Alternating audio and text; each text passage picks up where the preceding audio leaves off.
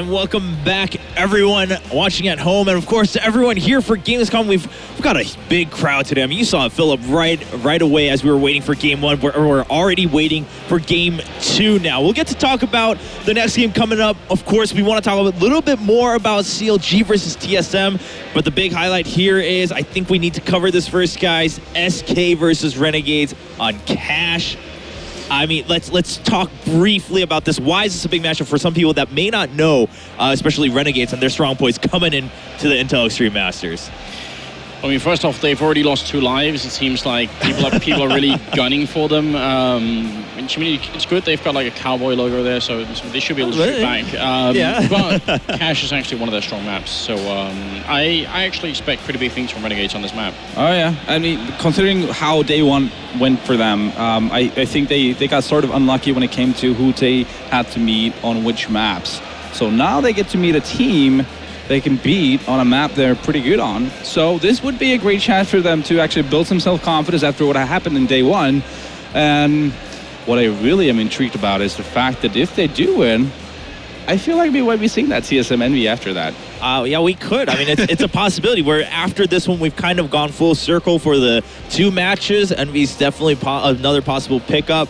TSM has played one more, but at the same time, if Envy's in there, like that matchup can still happen. We could go back to square one. Renegades survive still with 2 lives. There's a whole different storyline here for this one. And there's definitely talk going on. I just walked past backstage and I overheard Carrigan and the Apex having a discussion about how all 3 of the teams, as in Mouse Sports, Envy, and TSM, can play on the next one. So there's definitely talk going on. Oh yeah, I mean, that's something you want to watch out for, right? Because, okay, you might not know your exact opponents, but you can kind of get a feel for it and be like, well, we're most likely playing probably like Envy or Mouse, or, you know, we're probably going to be playing that next match, so let's make sure we don't like get too relaxed or something like that. That's something I think teams will start to figure it out after day 1 as we go into halfway of day 2. Like, how do we adjust to this tournament format? How do we make sure we're on top of our form going into our next matches? Before we jump in, though, let's talk a little bit more about CLG, just because, I mean, maybe it's the American in me talking, but it was just so, it was close, right? I mean, I was sitting there and I was thinking, like, I mean, Nazi, you were telling me, like, after the pistol round, you're like,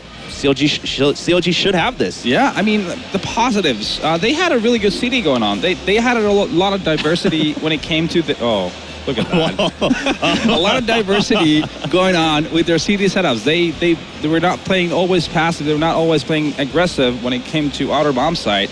But they were just switching it up and making it hard for TSM to really know what was waiting for them when they were doing their pushes. Yeah, that was a good one. Yeah, I mean, it was a lot better than I thought. I thought for sure that they were going to get caught with their pants off, but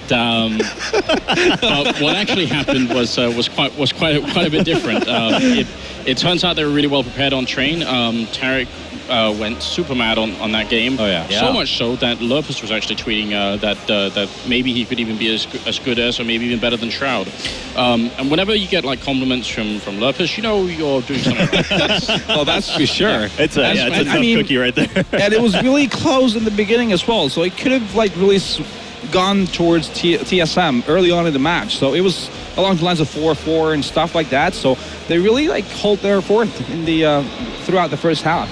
Now, the bottom line, though, is no matter how close you're, like, it's a good assessment, sure, for the community and for themselves. They can be like, well, we were close, guys. We just need to close it out. We just need to kind of keep our cool there a little bit. But at the end of the day, they lost that game. They are also down to 2 lives. So we talked to earlier, you said, well, you know, TSM, Envy, Mouse, like, they're kind of trying to figure out where they stand with each other in terms of alliances. But suddenly CLG is starting to think, like, if Renegades win this one, like, they get a confidence boost. CLG's kind of still down and out. Maybe people will be like, hold on. I mean, even if Cash has already been played, maybe we should target CLG now instead of Renegades. CLG starts, you know, having to play with that target on their head, and that could be a little bit rough. And this is something we talked about. We heard the casters, of course, talking about it too in game. And before we mentioned, you guys were saying they maybe need to just play a little bit more confidently, play their own thing, and they did. Yeah. The rounds they won, and then the rounds they lost, they like started with that same confidence and then just couldn't follow it through. Yeah, we had a hard time watching that one round when they actually did like a full-on outside rush, and he looked really good. They lost the first 2 guys, but then they traded 3 kills, and we're like, all right, they got this, and then all of a sudden, nothing happens. It's like 15 seconds of nothing. And that's that's just helping the CTs out. When you're not doing any moves, you're not committing anywhere, that's going to give CTs the time to readjust their positioning and be able to pick them apart. And that's just exactly what happened. So, exactly, confidence would be a key factor there. Well, talking of confidence, of course, earlier we were laughing a little bit here, seeing that screen of Renegades. They're very ready for this match. Oh, I mean, even during the match, as soon as we saw Cash come out, you could see that the posture changed a little bit. And he's sitting there, he's like, please select us. Like, we would love to play SK on this map. And I mean, sure, I mean, you didn't have a choice in your opponent. But if you can play this map before it gets eliminated from the map pool, and you know it's your strong map, I mean, you see them putting up that national pride up in their booth. They're ready for this game. Yeah, I think if this is your first Counter-Strike event that you're watching and you watched Renegades yesterday, you might have like a slightly warped perspective on how good they actually They are pretty good. Yam obviously yesterday was playing out of his mind, but I think Renegades as a team has way more to show us than they did yesterday. So yeah, I think this is going to be a tough game for SK actually. Oh, definitely. It's going to be the Nico factor again. Yeah. How are they going to be utilizing Nico? Is he going to be the guy who's just going to go towards B on their T side, just doing whatever he wants and trying to lurk his way around to CT spawn or whatever? Yeah. Meanwhile, when you're Renegades, you really want to have your individuals. Like Havoc, I think it was a bit too absent yesterday. He had a really rough match. I can't remember which one it was. It was super rough for him. So, Renegades can't really afford any of their players to be absent from any of these matches against anyone here. They really need to have the individual performances from everyone. And actually, I think on a map like this one, a player like Nico can have a pretty big impact, because it seems to me like a lot of rounds on Cash end up in afterplant positions where you have to sort of, especially in a bomb side, the CT side will actually elect to sometimes play it entirely as retake, because it's just easier sometimes. Yep. And if the Ts put the bomb down in the wrong position, or if they get into the wrong afterplants, you're in a very bad spot on the terrorist team, even as the bomb is down. If you have someone like Nico still alive and you make a couple of mistakes, he'll wreck the whole team. So yeah, I think Nico could have actually, I think even more of a chance to play that style than he did on Overpass. I think this is a map that lends itself better to that kind of play. So yeah, it could be interesting. Yeah, I mean, I think you guys bring up that perfect point. It's like Renegades here on their strong suit. Like you said, I mean, even I was sitting here, I'm like, I was pretty sure, like, I may not be a super expert, I'm pretty sure Renegades plays better than that. Like, their results yesterday do not speak to their, where they actually are currently and what they've shown historically so far.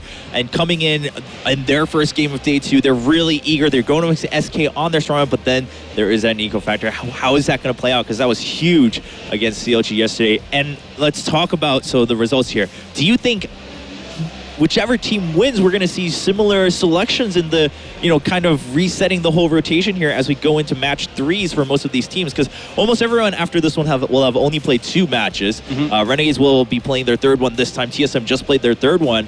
But the other 4 teams have only played 2 after this match. So how does that come into play with Renegades? Obviously, they have a different outlook thanks to SK now. Like, they also just have to fight for their own survival. But then SK, too, like, even if they win, I mean, they're still fighting for their own survival too, right? Yeah, I mean, when they're Renegades, it's a bit of a, I don't know, it's where do you stand, really? There's 2 ways to look at it. Either you're going to have a revenge on Envy and put him against TSM, if that's possible, or Mouse, one or the other. I think that is possible. Yeah. Yeah. Or you're going to play for yourselves and you're going to put CLG play against one of the big dogs to make sure they have 1 less life, more likely than not. Yeah. To put yourself in a better position. So I think those are the 2 approaches they could have. Yeah, I mean, wouldn't, in some ways, don't you see that happening with SK too, though, right? They win, and it's like, well, Renegades can't play again. They're already down to 1 life. Let's try to put CLG down there too, so we, like, completely separate ourselves. And SK's sitting there with 4 lives, and they're like, that's right. We still have 4. We're at the top here at the Industry Masters. I think if I was SK and I won this game, I'd definitely try and put Mouse Sports and Envy against each other, just because Mouse Sports very nearly beat Envy on Inferno, which is actually pretty impressive. So assuming it's not Inferno again, there's a chance Mouse Sports could take away a life from Envy, and that I think is good for anyone on the so-called Danish side. So. The Danish Empire. We're starting to see Andrew slowly just drift away. He's moving to the dark side now. We need to watch what we speculate here, because any ideas we give him, we're gonna hear him talking to TSM. Let's turn our backs to him. Like, I'm not talking to you, Anders, anymore. It's just our conversation. Andrew's just a special guest here now and then when we want to hear what's going on. I have a burner cell phone. I can just I'll make a quick call. throw it away. But this is very exciting, though. The fact that we're here and we're able to speculate, because, I mean, to some extent, Anders, you were hoping that we would go into this whole routine of common sense. Some of us were a little worried that maybe we're just going to see the same patterns turn out again, match after match. But some of the matches are much closer than we thought. I mean, of course, certain results you could say are slight upsets, and then here we are. If common sense really was a thing, then yeah, I think we would be having like a repeat of the same matches over and over again, because that would make the most sense for the lower level teams to try and knock out, or have the higher level teams sort of knock each other out, and then they can progress a little bit further. Yeah. But common sense, as we've discovered yesterday, isn't really a thing. Have you ever tried sequential boarding on an airplane? It just doesn't work. There's always someone that turns up and gets in the middle of everything, even though that's not their turn yet. Here's a neat trick though, where you're like kind of abusing the system, but you're not breaking the rules, right?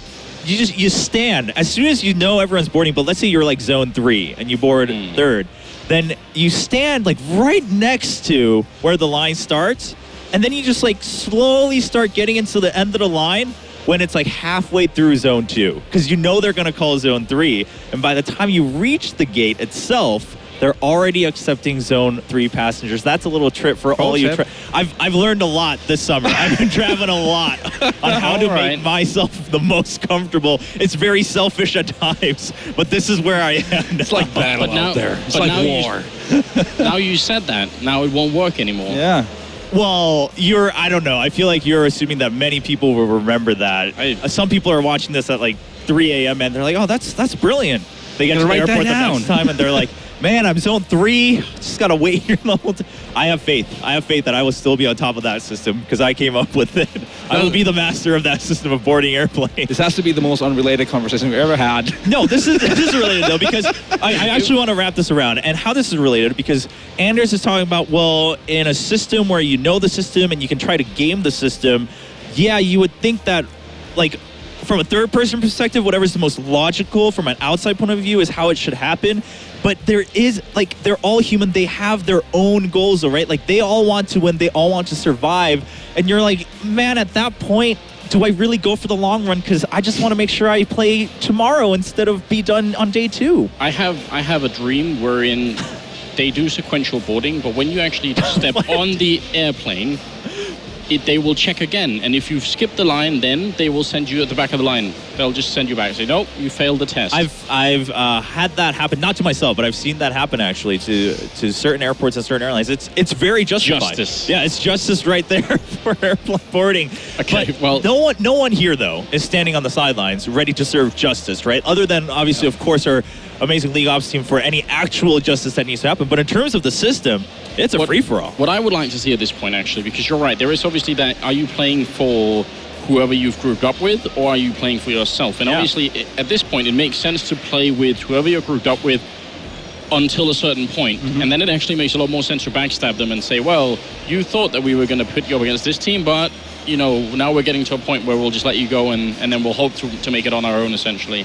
So I'm kind of wondering when that moment is going to be, when SK is going to pick, TSM versus NVM and just say, well... I think we're nearing that point by now, actually. I mean, because we're already seeing, like, first of all, it is halfway through day 2, but sure, if you look at the 4-day system, yeah, we're not even halfway through the entire tournament yet. But as you mentioned, certain teams are actually now on the verge of getting eliminated already on day 2, and it's time for them to either find new alliances, maybe just turn their backs on certain ones and just go completely berserk and rogue and say, you know what, if we're going to get targeted anyway, we're just going to do our own thing and throw a wrench in the system. Renegades definitely looking to prove themselves for that spot this game. I mean, they have a lot to prove, both in-game and out of game in this match. They want to win this, though, so they have some sort of authority in how the rest of this tournament plays out. This is, the more we talk, it's like the Hunger Games.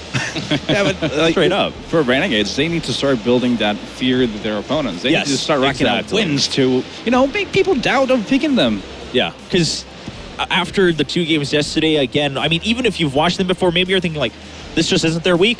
You know what? They're the target. Like, I want to play against Renegades. And you tell your allies, please pick me against Renegades. But if they win this time, suddenly you're like, even the other alliances are sitting back there, they're like, actually, maybe we'd rather play CLG, or maybe we'd even just play one of the higher tier teams, just try to take a game off of them. This is a great opportunity for Renegades to rack up the win and build a lot of confidence going further down. Because, when positive things happen, becomes a chain of positive Yes. things. You know, so it's an opportunity for them to really turn that ship around and start racking up wins. And look at that. I'd like it. Oh yeah. Oh, wow. Sponge is going mad right Oh now. yeah. We're getting ready here. And everyone's This is called listening. a build-up. This is called a build-up. No, yeah, but this is really great to see because yesterday, I mean, obviously we heard some conversation backstage where they were just disappointed in their own play, regardless of results. They were like, even in the times where we should have won a round, we didn't.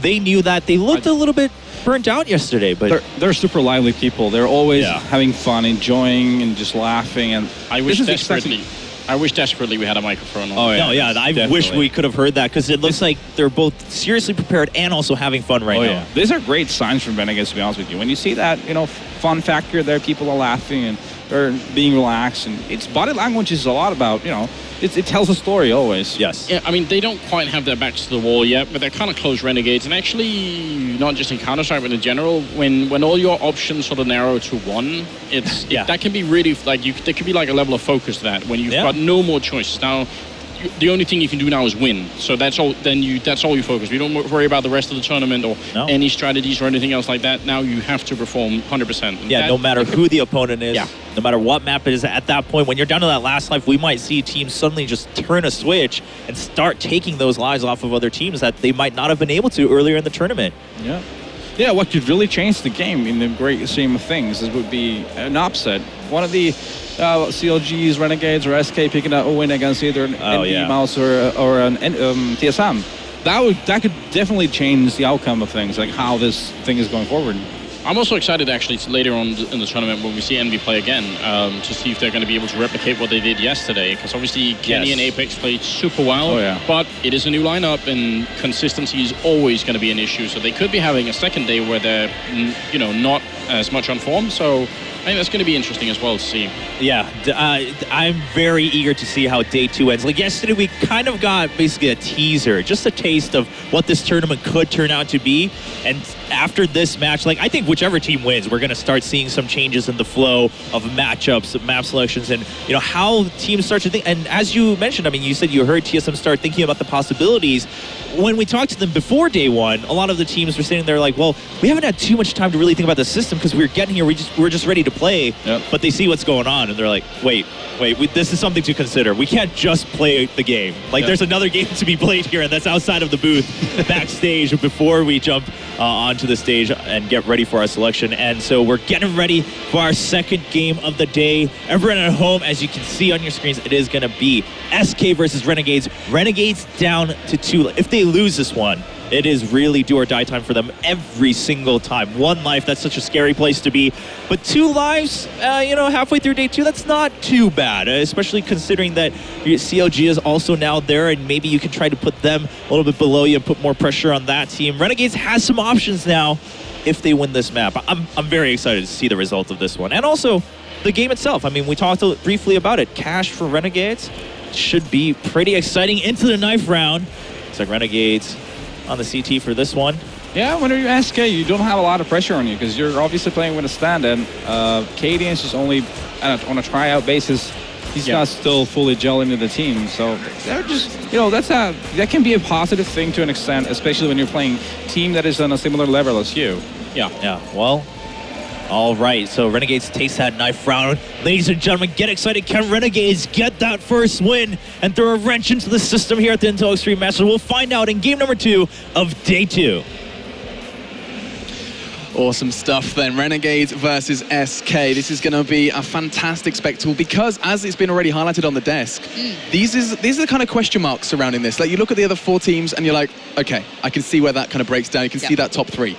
Renegades SK, very poor performance from Renegades in the past. I'd say past yesterday. SK, looking forward to seeing what they can bring, of course, after looking relatively strong, actually, in their first game. That 16-14 result against CLG was kind of a little sign of good things to come for them, considering how mismatched their roster is currently. But in my eyes, I feel Renegades still have a very high skill ceiling. They just didn't individually meet. Yeah. This is the new day. This is where they need to turn up and stay in this tournament. It comes down to this game. It's a vital factor here. Ooh. And a very unique start for the CT side. The point we were going to make is Nico. He is this kind of mercenary picking up the role of Freeze. And you better believe he is a fragging king, and we see SK believing just the same as he is in raid boss mode right now. He's going to be boosted over armor and a Tech 9. Let's see where he chooses to take this. On the other side of things, for the defenders, Renegades have got eyes towards mid, 2 to be precise. Yam and Sponge readying for any glimmer of information. And I'm always intrigued by Havoc and JKS both having mollies at this point. I find it highly curious, but still. Faking out towards A, pushing through mid. You're going to start seeing that raid boss. Nico coming to the action. First kill comes down. That Sponge gone, but Yam going to be swept aside as well as Nico just swatting away the Renegade players. This guy already getting 2 kills on the board. They've got the site to hand. JKS catches a few on the cross, but the bomb is over, and it's going to be going down. So, CTs have lost 2 very crucial members, as well as, of course, control of that site. And, oh, Nico far too smart, but Havoc's too quick with the USP. That's fantastic. Finds the head of the raid boss, and it comes down to what on earth? JKS just laughs as he walks into the site and finds 2. Trying to draw out Berry now, who's not looking in too sweet of a position, as he's going to be taken down by Havoc. Easy pickup then for Renegades, as, of course, they have that kit. A wise investment for Havoc. 2 mollies and a kit. They were very vulnerable, the Renegades side, but they make it work. Or JKS makes it work. JKS. What? Unreal. And that's so surprising. SK are going to call a pause. I'm not sure, we're going to be getting a indication whether that's tactical or technical. I'd hope that they don't need a tactical pause. Guys, let's break down round 1. Okay, we need to know what happened there. We gave you a Tech 9, Nico. You're supposed to be the dream child. Where are you? Nico, what happened? You didn't kill all of them for us. But no, I assume it's probably a small issue that we get resolved. Because I think the pause... Renegades even asked tech or technical. Like, I mean, that's almost a little bit of mind games, I reckon. Coming in from that. Yeah, but I mean, look, oh, hello, SK. You guys can't see it yet, but we have just seen a very, very aggressive second buy. That's I don't give a damn buy up. These guys are going for this one. All right, Deagles, TZs, Tech 9s. We've got full armor. We have a lot of utility. And look who's around the corner. JKS is going to mow them down. That's 3. And Sponge comes in. JKS doing the work. That was beautiful. Mouse, get back to the drawing board. JKS makes a mockery of SK's force there. Incredible stuff from the Renegades All-Star. Really solid fragging from him so early into this one. And that's going to be the motivator that the Australians needed. I never thought I'd enjoy seeing a P90 do that, but there's something satisfying. It's like the lesser of 2 evils. The Tech 9 and CZ gets taken down by the P90. But what can you do? We actually see almost the cleanest thing towards an actual real eco these days. There's 2 P250s in it. And with that MP7, has a little cheeky peek, but they actually are down there in towards main, so they should be able to pick it up. Renegades being aggressive here, actively searching it out, and keeping hold of the guns. And they're getting the kills on the SMGs, which is important. Yeah, JKS is actually kind of stacking up the dollar. 300 a pop. He's going to be happy with that again. So that's 5 frags over the course of 2 rounds for him. Was it 4 he got in the last round, actually? I think it was 4. I think so. Yeah. Either way, that's going to be, of course, very good, solid money for Renegades. So the AWP in the hands of Yam, very proficient with it in that previous game on Mirage. Of course, that was pretty much the only thing Renegades had going for them in that game. And already things looking a little bit more comfortable for them with an opponent like SK. Nico, though, is going for that opening frag. This is a supportive flash. Very solid from Nico. Doesn't even need to find their head to find the frag. And now SK have the advantage. Already 2 times we've seen Nico getting the better of Sponge. Every single time in mid so far. But Yam, look at this play. This is so aggressive, so carefree, and it works out. He takes down Sandon, backs away, and he gets away with it scot-free. He loses nothing for that, and that's exactly how you can equal this one up. And confidence like that with an AWP doesn't get seen that often. Not at all, and especially, when you see someone like Yam, who's going to be really kind of his play is going to be kind of looked at through a magnifying glass because he's the new addition, because they're a team like Renegades who have a lot of fans behind them. They wouldn't want to see the new edition kind of fall flat. He hasn't at all here at the Intel Extreme Masters. And so it's a 4v4. Crucial from Yaman. Oh, very nice from JKS. He's going to just throw out the utility, try and slow down the T side, and slow down he won't, as he throws away his entire magazine for the P90, switches to the Deagle, and is much more proficient with that, it seems, as it's going to be down all to Azza, but not for long, as Nico finds a double. And Nico doing what Nico does best. and that's 4 in just the one round. He is actually 3 members of SK with frags, and they only have 1 each. So we said he was going to be a threat. We said that he was probably going to be towards the top of the scoreboard, but I mean, he's carrying like a hero right now. But he's more than what they would have with Freeze. And that feels BM, but it's completely true. But he's also getting extraordinarily important kills. They're not just, padding out the scoreboard kills there. He got the entry into mid. He can close out rounds. Nico is filling every single role here for SK, but as they're just going to hop over towards the boost. Now, looking at the CT side, they don't actually have much to work with. Armor's not ideal. It's not the worst thing in the world. Utility doesn't really have as much as they'd want to, I can imagine. But still, SK are very dependent on Nico. And you can eventually write a player out like Nico, but Sponge needs to maybe step up a little here. He's been outplayed by him every single time. I think he's going to start getting a little nervous of making a move soon. Smart from Sponge, though, does manage to completely not reveal himself after SK's molly. They're going to be considering that relatively clear now. It's going to be Cadian who's going to be checking it out through middle. Cadian, of course, on a trial currently, and he's going to get caught out. Nice from Sponge as he does dart his way through Sandbags. He could be a second, but Berry says no, and so 4v4, but Yam is going to be caught from behind. It's Nico again who finds his 7th. There's 40 seconds left in the T side, starting to converge towards that A site. Havoc could do something here. He's actually in a good position to a degree. If he can single out Sandon, he's going to be able to know that there's no one in it. Okay, they're going to funnel back towards A. Surely, JKS is on B. Azza actually left A, though. He actually backed out of it, expecting them to be going elsewhere. He's going to push in, using the smoke well, but there's still Nico, and we know what this guy can achieve. Azza gets one, Nico gets the exchange, but Havoc got there fast enough. He was playing on highway, he's got there, but now 2v1. They shouldn't allow SK to win this. Asilian should not be able to get this one through. I mean, he has to try and get that bomb down with 7 seconds left. He hasn't really got the flexibility here. It's just going to be JKS who wraps it up and pops a bow on it for Renegades, as that's going to go ahead and put 4 then on the board for the Australians. Starting strong then, and those flags flying behind them are going to give them just another ounce of confidence that they may have otherwise lacked. As SK, their economy's looking shoddy. We're going to see a couple of Deagles, a P250, and back to the drawing board for them. So, looking at this one, we were saying that Nico's playing well. To be honest, it's like JKS is 10-1. And I love this aggression from Renegades. When people actively challenge by A main, I always enjoy it. It was something that Envy always used to do really well, or at least MBK whenever he played. I always used to love watching the aggression that comes through it, and look at it. If you're confident, if you're hitting your shots, do it time and time again. Actually getting so much map control over this and just really limiting what the T-side can achieve. Havoc can take down the raid boss, and we'll see Azza find Berry. Yeah, so dismantling that very comfortably, and of course just using Yam does keep them in very good stead. SK not in the best state as well. This could very well be a double. No, it's going to be the Galils, the Tech-9 perhaps for just one of them.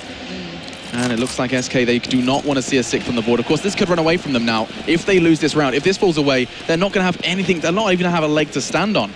So Nico doing what Nico does best, trying to get a pick through mid, but Renegades are ready for that one this time. Down to 6, as he is going to be a weakened Gazelle. Maybe want to give that AK over to the fully armored Caden. I just called him Caden. Kadan. Yeah. Let's see then where that one goes. That's JKS. He did amazing stuff over on this B side before, and he's going to be trying to do it again. SK are knocking on that door. 3 players here. Nico watching the back. JKS is where the buck stops here. Players are starting to rotate. Havoc starting to consider his options. He's heading over towards him. JKS, I think he's got a good idea of what's happening now. Sponge is going towards the fence. They're all converging towards his side, but T-side yet to make the big move. Asilian, though, is edging forward, and JKS laying in wait. 4 players now going towards the side. Can he hold this by himself? Sponge finds Asilian through those vents, but Nico still doing just Nico things. Takes down Havoc, looks for more. Cadian with a Tech-9 comes in. Are in a 3v2. The CT side should not lose this, though. Sponge is in a great position. That's a teammate, Sponge. Calm down. The bomb is down. Let's see if Nico can do it again. It looks like he's already starting to, as it's going to be 2 for him. He could, if he finds a 3rd with 6 points of health, that is ludicrous. Fortunately, Sponge does manage to absorb some of that embarrassment. And now he's on for the ace. 1 man to find. It's going to be Cadian, who's trying to play the ankles, and he does it to great success. It was a risk from SK, but they managed to find the reward, and a much-needed 2nd on the board for the Danish side. And I can imagine that was gutting for Sponge. I don't know how you can lose out on those rounds sometimes when it happens like that, but still, Nico being able to make that impact as he did, unreal. In those situations, I seriously find it baffling the Renegades dropped that one. But still, 5-2. Looking at this way, you've got Renegades coming in, not with the ideal setup either. Sponge a little light. JKS not perfect either in this one money-wise, and on the other side, still Tech9 with Barry as well. So, Boost trying to come out towards A. Cillian catching a glimpse on that play through B, and actually Sponge is going to take down a Cillian. That's a gun he can actually pick up and utilize here.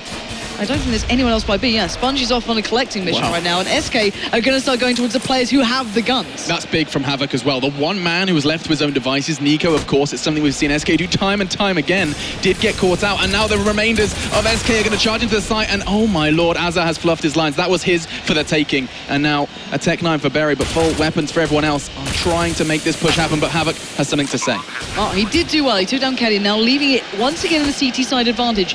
They shouldn't lose this, but Sandon takes down JKS. Now it's a 2v2. Yam's in a bad predicament. SK are playing these close sight rolls. They're depending on this close little crossfire, these little shoulder peeks. He knows that Yam's there, but he's buying time, and that's all he's got to do. And here we go. Pete comes out. He's going to make it. And Barry already backing him up, knowing Sponge would try and make the play. And once again, it looks like Renegades are struggling in these situations, retaking these sites, even with the numbers. But Sponge, he's going for it.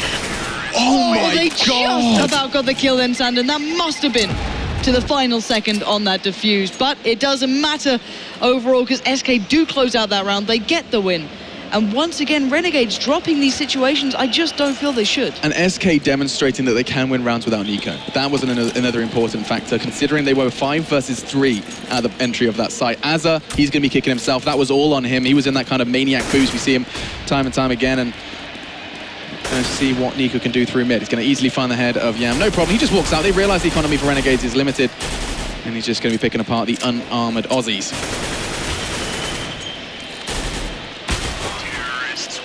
Easy peasy, lemon squeezy, then Sponge with the P250 is the only real kind of happiness they can find in that round. 5-4 though, SK making this one a little bit more exciting for us. Of course, we saw the first 3 consecutive for Renegades, and then we saw the risk from SK, leaving them a little tight for cash.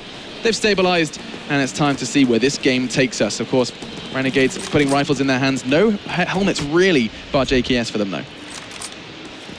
Which makes that MAC-10 potentially a little bit more dangerous. Yeah, it does have a little element of like... A little bit more. But still, looking at this round 5-4, Renegades seem to be substantially more consistent as you'd expect in the gun rounds, but the unpredictability, the explosive nature that SK can bring is very impressive, or at least that Nico can bring is very impressive. But there we go. AZR, or Azza should I say, does find Cillian, but Nico's there once again. Just there's always exchanges, and Nico just doesn't want to let it go. And every time exchanging goes down, we're going to see Yam now having to go for the hunter. He's going to try and get this one back in favor to Renegades. But we've seen them lose this time and time again. And Nico's still alive, Sandon's still alive, but the bomb is nowhere to be seen. Yeah, that's a real fault then for SK. Sandon's been sent on a retrieval mission, but that does leave Nico with, I mean, a stupid challenge ahead of him. 3 players to find, and JKS is not having any of it, as it's now all onto Sandon. He is going to have the bomb, so that's the slight redeeming feature of this round. 40 seconds and a relatively vulnerable B site. I think he's realized that there was a heavy presence. I mean, Nico made the call. There was at least 2 towards Speedway. And so it's going to come down to what Sandon v Sponge, who is the stronger player here on the site. Comes down to individuals at this stage of the game. 24 seconds as well, so the time is against him. And I think JKS and Yam are starting to work out that this ain't no way, and that's certainly going to send the alarm bells ringing. Everyone's on the rotate. Sandon does make it across. Bomb going down. Renegades playing retake, and it's not gone well so far, but they really should win this one. I mean, yeah, of course. And Sandon in that corner is going to have a shot at it. They're going one by one. I'm scared. It could have been a second. It's not, though. JKS fortunately saving them again with a double. And Renegades are not making the easy rounds look easy, Lauren. No, they're definitely not, and it's scary when people go one by one. And there was no one there to instantly get the revenge. You saw them literally jumping off that upper balcony, that heaven factor, you know, that literally you shouldn't have to do. You shouldn't have to leap off there to make sure you get that kill as an exchange. It's very dangerous to play the exchanges like that, but it worked out because they had 3 players to the 1. But you put Nico in that situation, you would have maybe actually said, maybe you could do something with it. But still, back into this round, we're seeing once again Nico's mid presence forever there. AZR on the receiving end, and it's SK speeding things up here. They're going the bulldozer style. Yeah, they are, and Renegades actually took a big risk. They sent so many people back towards B and mid. It was all onto Havoc. The rotate has come in though, and Yam has found the head of Sandon. That's a big start, because that bomb and the progress of SK has found a halt. That's another big shot from Havoc. He's making all the right plays. Cadian making it difficult though. Back and forth we go. That's a third then for Havoc. Surely not a third, as Cadian does ensure it, but Yam is there. Wow, Renegades, they were not prepared for that push, but they find the round anyway. But they didn't over-respond when they saw them. I think it was Havoc on Catwalk, saw them not yet crossing. They're like, okay, the bomb's not going down, no one's crossed. They didn't extend. They didn't over-exaggerate their response at all. They were well kept, and then they played well. They stopped SK being able to cross for free. Yeah, and that's actually the interesting part about that is the fact that they got the entry and didn't end up charging to the site, flooding into the site, considering how well it has worked for them in the past. IEM, though, brought down to 30 after that investment into the AWP. Not going to be feeling too confident. I say that. He's found Nico. Now JKS is going rinse and repeat on this B push. I think he's ready, and he certainly is. That's a double. It could very well be a triple, but Sponge is there to hold his hand and guide that round home. SK are going to crumble, and that's 8 then for Renegades. And this is where my mind goes to now.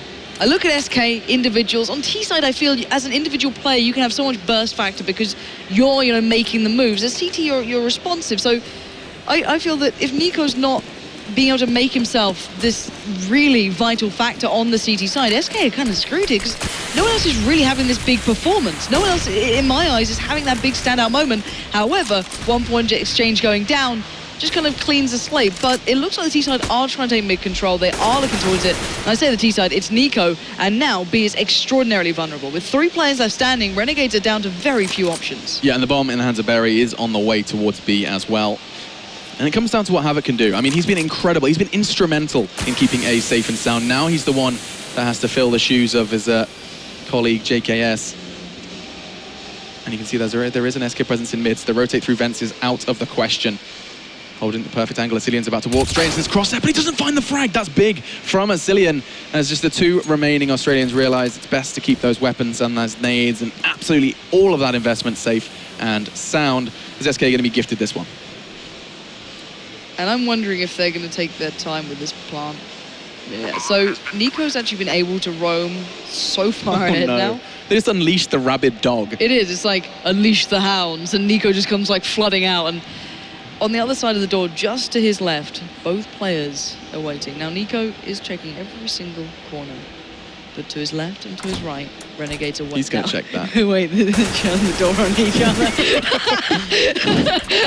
I won't out-aim you, but my God, can I shut the door? This shop is closed. No, Sorry, sir. come back tomorrow. We're not interested. We do not want your goods for sale, and there's nothing Nico can do. Nico just wants a packet of someone else crisps. around the side, I swear.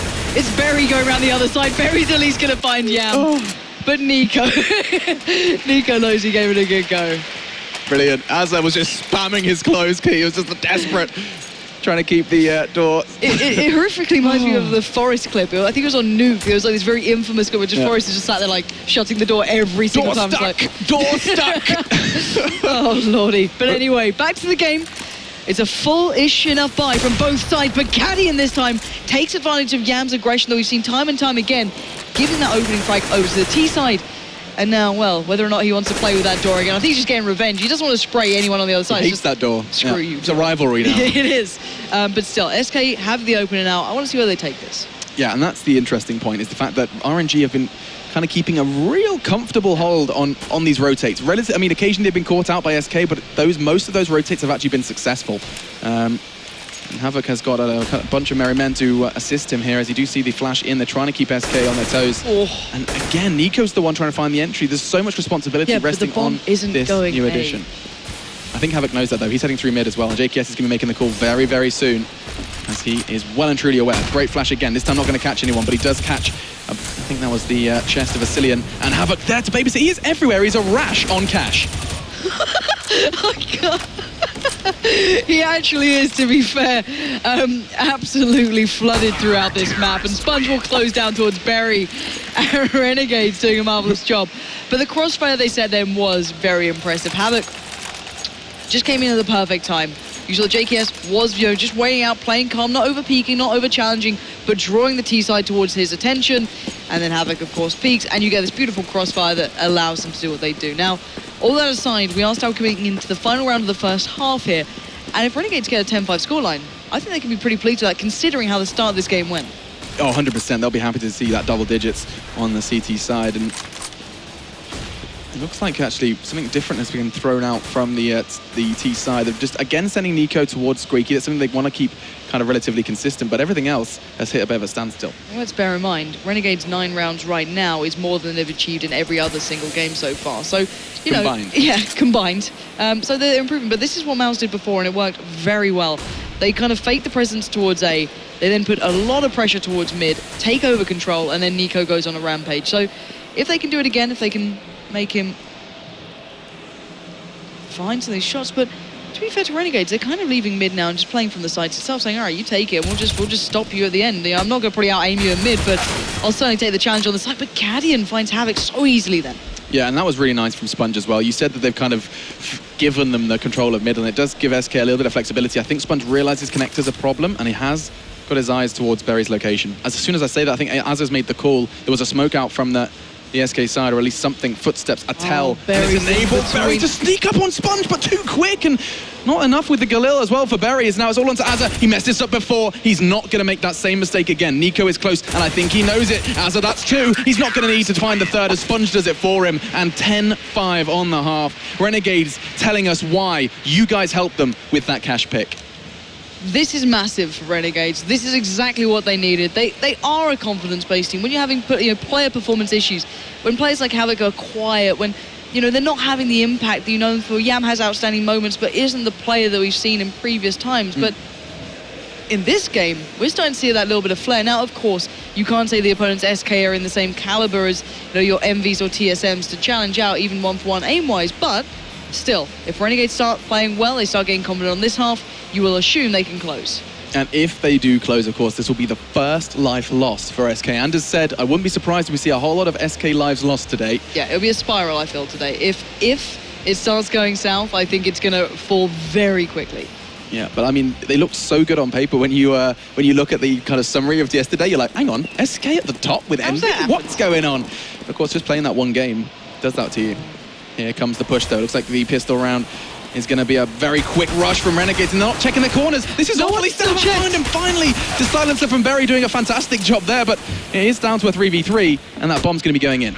Yeah, bomb planted. Sponge and Azza both alive, both watching this play. Azza's going to have a Cillian going around the back, and Azza does get a good bit of a connection, but he does get down by a Cillian, and now these two are under pressure. Sponge by the smoke. JKS just puts down Cadian, puts down a second, just stamping his authority into this round. And Cillian's like, well, I'm not sure if I want to go for this, but I know I need to. He's off, he's running into it, and there he goes. Sponge will find it, and Renegades get the second pistol on the board. JKS is a turret on B. A pistol, a weapon, a rifle, a shotgun, put anything in his hand, and that man can hold that sight. Fantastic there from JKS, using that burst fire to find the heads of the CTs.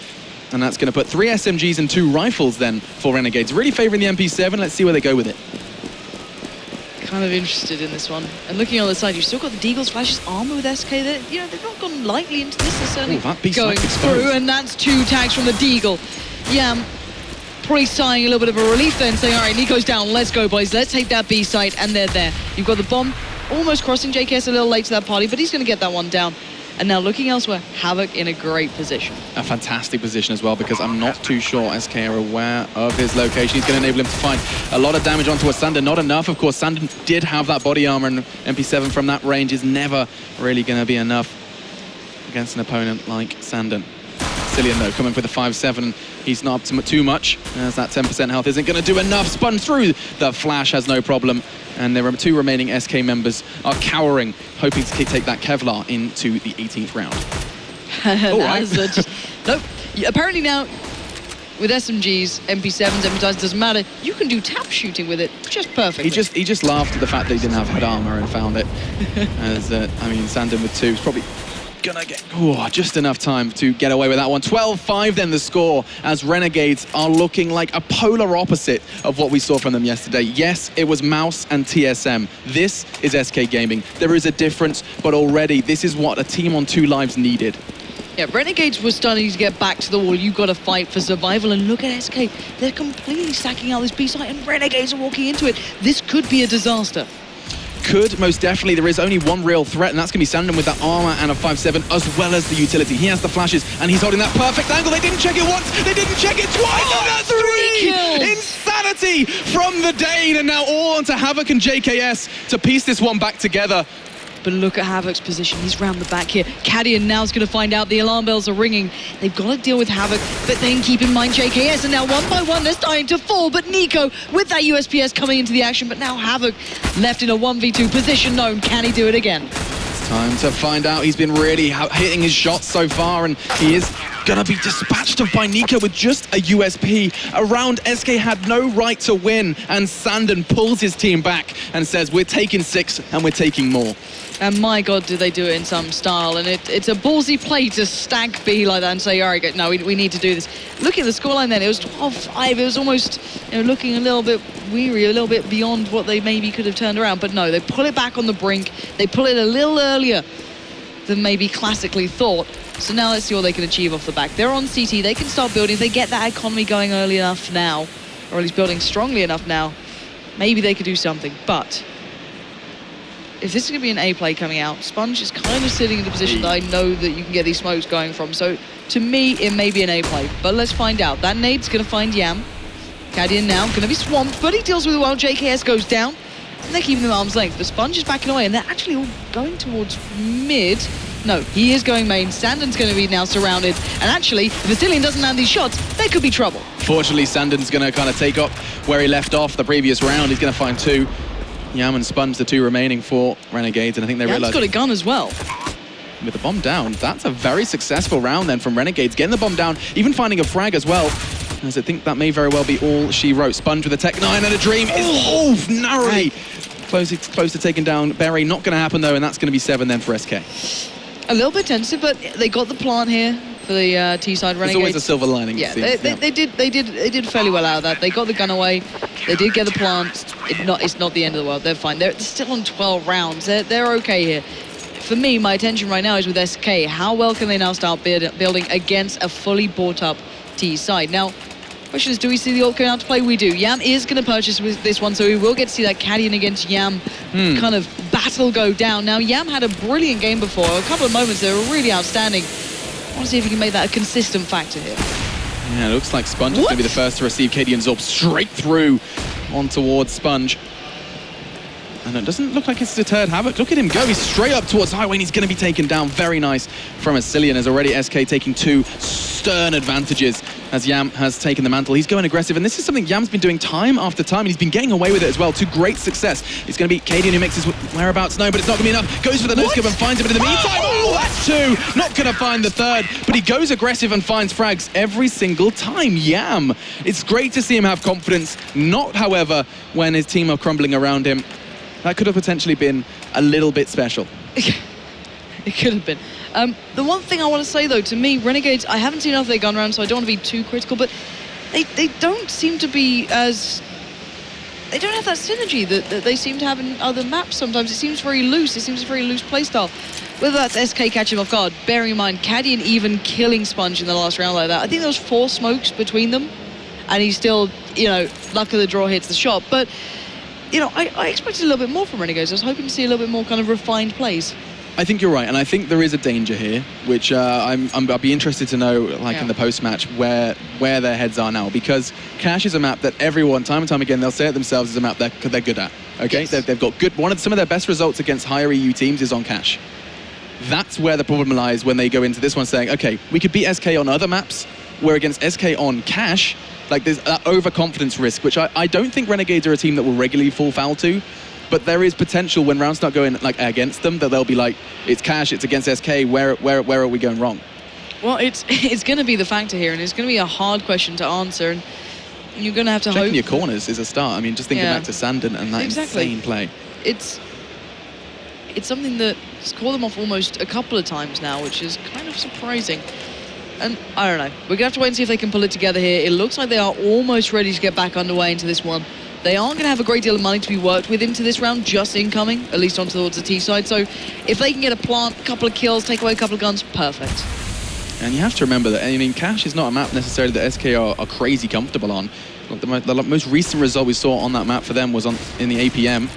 And we saw them lose to Killerfish of all teams, 16-5. Nico, though, has caught a glimpse. He's going to be progressing through the smoke. Yam shakes his head with the Tech 9, but backup has arrived, and the Cavalry is doing a fantastic job so far. It's Cadian and Berry who have found heads. And Sponging quick for response. So it's a 3v3, and that bomb could go down. Renegades are having no problem getting that bomb down. It's the retake, however, that can catch them out. Yeah, it certainly can. We're going to see that soon, but two rifles. guns in their hands. This is actually very, very good so far. And the CT side is going to start lacking time here. You're going to see Sandon having to make a play. He's going to have to sacrifice himself to check a corner. And Vasilian now going to have to walk into it again. He's going to have the free shot towards Sponge, but then it should allow Yam to come around the side. Vasilian checks it. He's going to get it. Now 1v1 JKS up against Vasilian. Time is of the essence, and JKS holds his nerve. JKS on B is a beautiful recipe for success. Fantastic to see the individual, even when he's got no armor, even when his team are starting to look a little bit weaker, he is there and he picks up the round for his team. Crucial for Renegades. And speaking of their performance, I think Sponge is a great player, but he is not normally your top fragging factor. He actually is probably one of the lower rated players in the team. If you look statistically, that's not his role. So when you see him towards the top, it does raise an eyebrow to a degree. Berry's going to find JKS to start with. Didn't quite make it to that B bomb site, sadly. Once he actually breaches, he becomes a hyper beast, but before that, still a human. JKS has gone down. So, I mean, if they kind of think about this one, maybe, just maybe, with JKS down, things are going to take a bit of more of a slower pace. Berry's actually pushed up. He's going to be the one that's ready to force someone's hand, potentially, through mid. And SK, they are happy to watch this one. Here's a slower pace. Lil Wallbank is going to catch Berry, but he throws out a Molotov of his own. As this is important now. SK are really, really desperate to kind of reset the money for Renegades, and they will do that by picking up this round. Berry then through vents his positioning. I mean, they're kind of aware there is someone through mid, but that's a perfect flash. They flash him in and they gift him 2 kills. The rifles from Renegades do nothing, as it's now all onto Sponge to try and make an impact. He does. At least it's not an ace, as it's going to be potential second Cadian. Just pushes Nico aside with a bullet and says, I'll take Sponge. Player doesn't matter. He'll shoot through that to get the kill. But yeah, as you said, this is starting to get a little closer now. Renegades on their T side seem to pick up these rounds when they have an individual who can kind of go on this little tear, you know what I mean? When it's JKS on B, or whether it's X, Y, or Z. I haven't seen like a really, it sold me round, you know? Tactically, it's like, okay, they look solid here. Whereas for SK, they're just doing the basics, right? They're not doing anything above and beyond, although that's a little bit dangerous from Cadian, especially when they're going to be a little bit strapped for cash here on the T side. And look at this, 3 players now, stacked up by Squeaky. Sandon and Vasilian going to make light work of these boys as they run into the meat grinder that is SK, as Yam and Sponge. Last 2 standing, Sponge making it a little bit more pricey. But at the end of the day, they do hold most of their weapons, and SK get 1 step closer, 13-10. Renegades, they cannot let this one slip, and look at it. It's been back and forth the whole way through here, but SKC so far on CT are doing enough to keep this one maintained. Yeah, I mean, you have to cast your mind back to the half. 10-5 was the score. Renegades so far picking up just 3 with SK at 5. So if you look at 5-3, you wouldn't feel like this is going one way in particular, but that 10-5 on the half, of course, does give you a real sign of potentially things to come for Renegades. T-side, though, as you said before, looking a little flimsy, but AZR, AKV AWP, and he does the come out on top. Nico with a stylish double as well through middle, puts them on the back foot. And I don't know how he's allowed to get away with that. 2 players mid, no one even looked towards it. And Renegades play kind of, not sloppy, but they seem to kind of lose that focus. They seem to have more kind of potency on some of their pistol rounds, but it's going to start getting very, very costly very, very soon here. Yam looking for an opportunity, misses it, and then backs out. He had Sponge with him there as well. They could have made something off that. They could have opened up at least a possibility. So, Sponge, JKS, Yam. 40 seconds. I just don't see this happening. And look at A, they're already pushing out on the CT side. Yeah, they're getting a whole lot of information about where Renegades can be. Process of elimination says mid, and we're going to be seeing Vasilian and Sandon holding from A main. That's not something you necessarily anticipate, but I think Sponge has made the call, as They are going to make themselves known. At least Sicilian does. He's going to potentially be caught from upper, but no. He says no. He has no armor. You have to remember that. That's a very vulnerable player, but he does have the molly. Sandon helping him out, though. Yam back in at fourth. We do see the two remaining Australians with a chance, and it's getting bigger as the bomb goes down and Yam finds a frag. All right, Sponge and Yam up against Nico and Berry. Berry starting to work his way back from the truck. Nico coming off a speedway, and they're slowly but surely closing the net. But Yam ripping it back open. It's now 1v2. Nico, can he find one of these two players? He catches a glimpse, but the shot doesn't land, and time is ticking against him. And bullet by bullet, Renegades pull that round closer to their favor. Yam with 3 crucial frags there. The calls were made, and he was the one who brought the frags home, and that's without the AWP. You saw him drop that in mid. He made the executive decision that if we need that, we know how much we need this round, and to do so, I will get rid of that AWP. Doing so with either weapon, you can see that they have been close all the way, and that's the reasoning behind SK's buy. This is real shoddy. But then again, we've seen that when they sit in corners and, you know, Renegades don't check all that well. Oh, God. Okay, so there's a 3 stacked, or at least 2 stacked, kind of pushing out B. They see that's completely clear. Oh, my. Sandon, hold on. It's literally, you know, the cavalry is on the way. But still, decide to slow it down. And let's see what they actually go for here. This is a dangerous round. It's worrying for Renegade. The fact that all that information has been gathered, and Nico's still gathering it because he's lingering at B. They know it's not a late B. They know it's still clear. And actually, JKS is the one that's kind of leaving the A site. Nico doesn't even have armor. Okay, smoke does come out. So, they are going to be able to hold the angle, that's for sure. And what's he doing? He's pushing straight through, and he's probably going to be able to catch Sponge. No, backs away as the flash for himself didn't quite go to plan. It was Berry's flash, and he messed the timing up. He got flash as well, and I don't know how he got out, luckily, but he did. But he lives to fight another day, but that was a perfect opportunity. But they did gather the information. They were at main. They knew they were there, but now Nico can be a factor, but they've just turned their attention towards mid, it seems. Maybe try a new angle of approach, just reset this. Yeah, time is of the essence, though. 30 seconds as they try and push on towards this A site, and they will converge as the smoke starts to clear, and it's actually Azza who draws first blood. Cadian, quick succession, though, with the CZ, as it's going to be the rotate coming through, and JKS is lying in wait for them as he is through connector. Cillian's going to be the one to feed him the frag, and he does just that as it's all onto an unarmored Nico. And 3 frags to find. Not looking likely, that's for certain, and this would put 15 on the board for Renegades. Dangerously close to taking SK away from their perfect score sheet. And that's it. Renegades, that meant the world to those boys. They needed this. They're a team that do thrive off pride. It's not all about the money. It's not all about just staying in the tournament. These boys don't want to go home with such a poor performance. They're showing what they can do, what they can achieve. They are a phenomenal team. Now with 15 rounds by their name, 1 more to stave off the Wolves in this tournament. SK on 10, and the money on SK once again dire. No longer the Wolves, Lauren. They're called SK now. As let's see where they can go from here. Don't grin on that. That's disgusting. Cadian, though, with this counter boost, this could catch Renegades off, and he's going to throw an extra smoke for his teammates to keep them relatively delayed through mid. Oh, and Cadian, he could catch one out here. I don't think Yam is anticipating this at all. I say that. Hang on. There's a bit of pre-aim. Yeah, he does. The call must have been made, and that's really, really good to see Renegades hitting the brakes and realizing that SK could be up to no good. Everything now grinding to a halt, because Renegades like, we don't want to take anything lightly. If someone's standing corner, I want you to check it. Havertz is going to find Cadian. Sandon getting even tagged up here, but Nico going to make the play, try and make the moves, but sadly being stopped in his tracks by JKS, and now Sandon, the last man alive, but he's in the right place, but at the wrong time. Sponge, of all people, to close it down, and Renegades staying alive in this tournament. Finally, we see SK losing out, and losing one of those little hearts beside their name. Yeah, so that's going to put them back in line with Mouse, TSM, and CLG. Envy, then, the only side yet to lose a life. Incredible, then, from Renegades that they managed to stay afloat. They know that everything was on the line in that game. They do get kind of thrown to SK by TSM. They wanted to give their Danes a chance to stay at 4 lives. Not going to happen. Renegades keeping things level. And that's exactly what they needed to do. They brought it back in, they made it look good, and I'm very pleased to see a team that truly wanted that win getting it.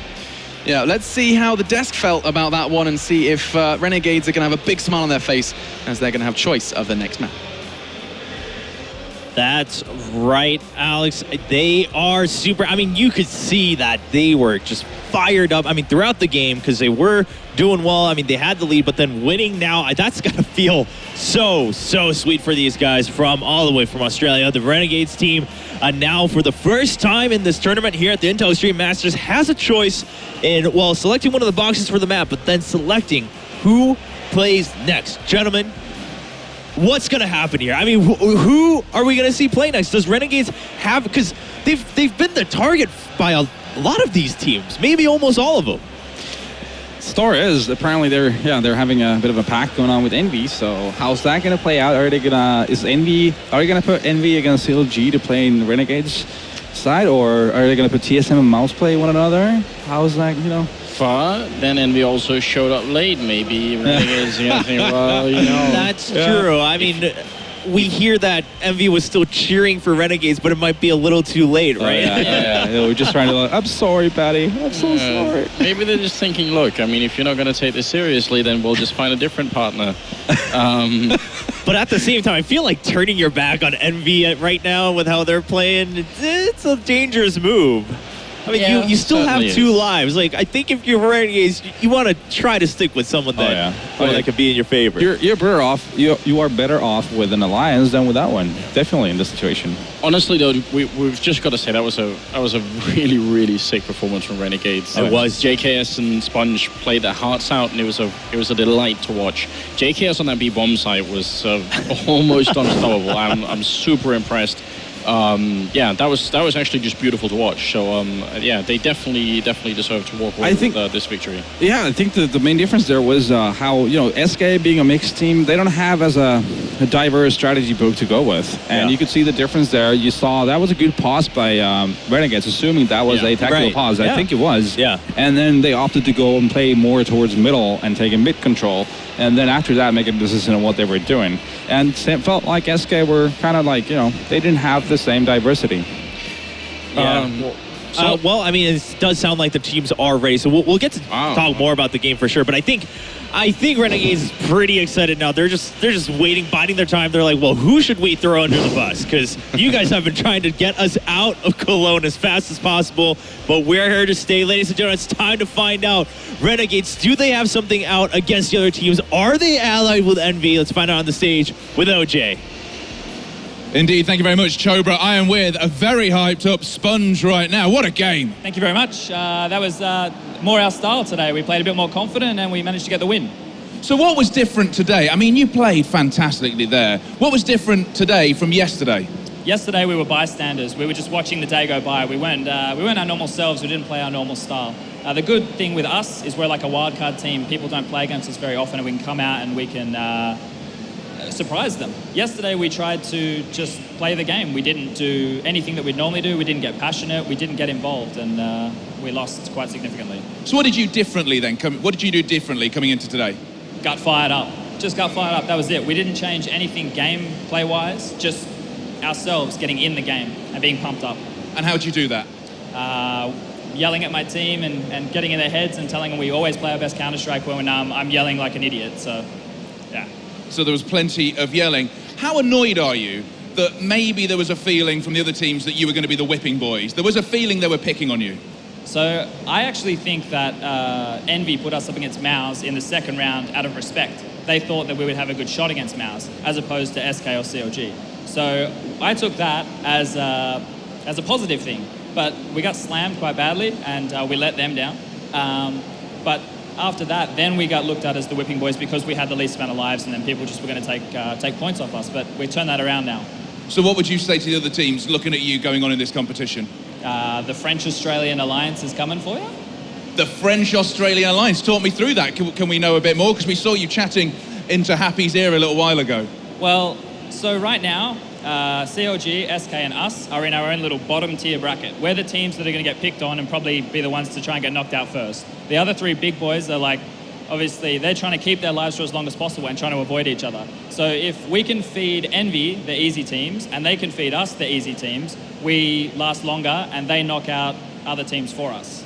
And that is why this is a fantastic format. So then, you now have the power to choose the next map. Which map would you like to choose, because it's one you won't play again today? Number 1, that was our first win, so 1's good. 1, let's go for 1. What is it? Let's see what's behind 1. Remember, this is all voted by the community. It's Inferno. Do you not want to play that? No, I like Inferno, but Happy likes Inferno as well, so that's going to be good. Well then, let's talk about who's going to play next. So what is the first team you're going to choose to play on Inferno? CLG. CLG, and CLG are going to play who? Envy. CLG, Envy, it's on. Is there a pact? We're about to find out. That is going to be the next match happening here at the Intel Extreme Masters. Great win, and we'll see that match after this break.